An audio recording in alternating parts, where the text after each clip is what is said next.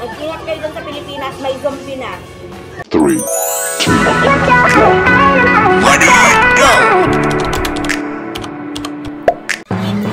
Oh! Nauuhaw ako. Ito lang yung available dito sa bahay namin.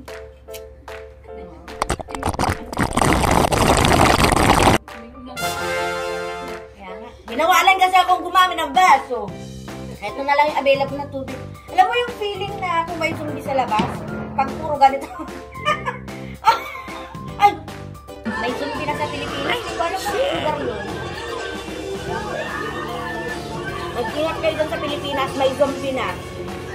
Pero, pag ang lugar nyo ay puno ng marijuana, safe kayo. Kasi yun lang pala papatay sa kanila.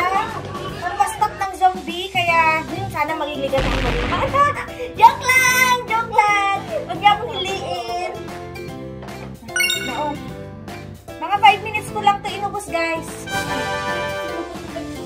Just ba yan, te? Ito na lang kasi yung liquid na available dito. Shit! Emotional na yung kilig-kilig ko. Buti pa yung kilig-kilig ko.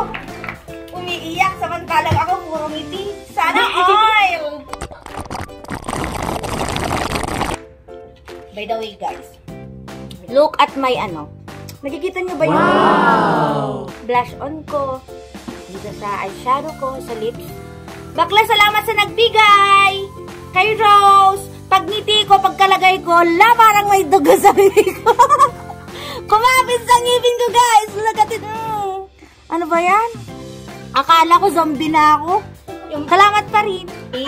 Kasi paglagay mo dyan, bakla dyan.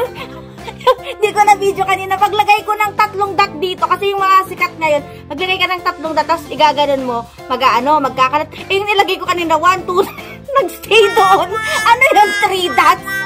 Connect the dots? Ay, Diyos mo, naligo ulit ako. Kami alagang isda. Ang puro...